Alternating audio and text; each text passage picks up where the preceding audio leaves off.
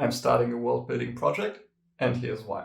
Over 15 years ago, I entered the world of Azeroth as a highly inexperienced night elf huntress.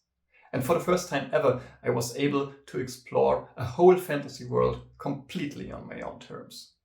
No predefined story, no clear goals to achieve, just me and my shadow cat exploring the world of Warcraft. After a while, I ditched the night elf and started over again as a dwarf, and as this dwarf, I explored the whole of Azeroth and beyond. To this day, I look really fondly on these first few hours of gaming. And in many ways, those memories feel as real as a real-life vacation. I guess what I'm trying to say is that fantasy worlds have a strange power over us. Whether it's games, movies, or books, fantasy worlds draw us in, and stories allow us to experience them. The dynamic between story and world is weird.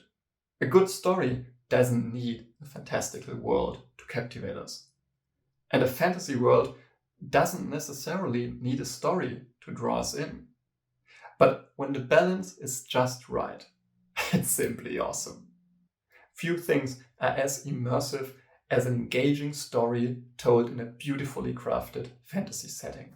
Whether it's the ability to lift boulders with your mind, to survive in a world full of zombies, or running headfirst at the barrier at King's Cross Station. Fantasy worlds engage us and trigger our imagination. And while not all prequels, sequels, or spin-offs are great, I honestly enjoy most of them, simply because they allow me to re-enter these worlds I came to love. So, why am I starting this channel?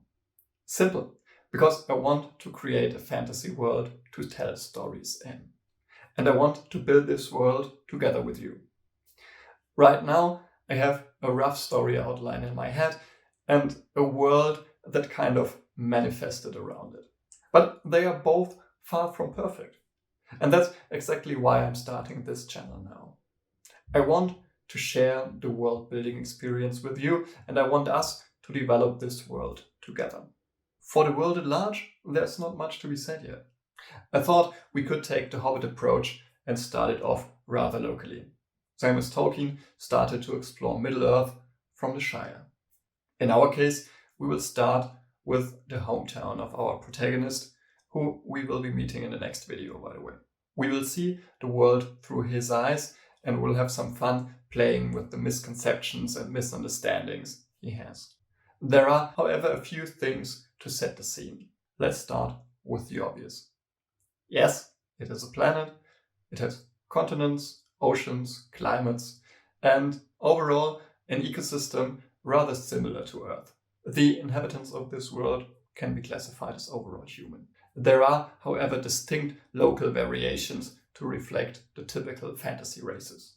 And while these are rather different in appearance, they are still the same species.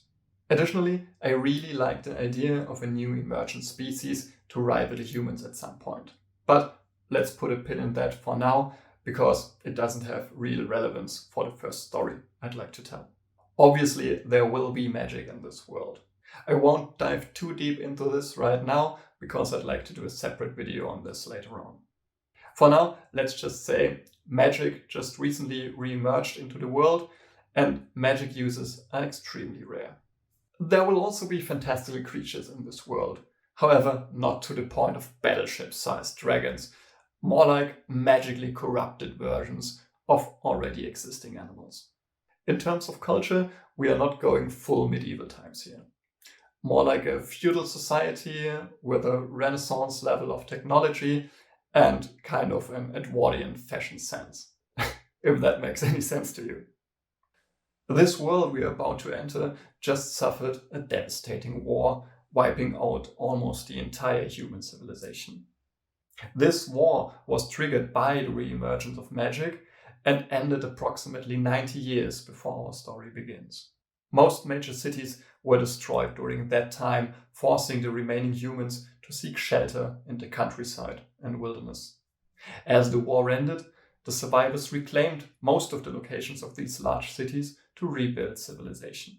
Now, almost 100 years later, those cities flourish again.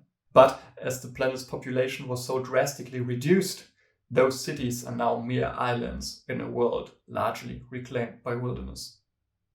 Other human outposts exist mainly along the trade routes between these large cities, and only very few humans choose to survive in the wild. So, these are the rough principles of the world. I know it's not much yet, however, I hoped I sparked your imagination just a little bit. If you already have any ideas or thoughts you want to share, just leave a comment.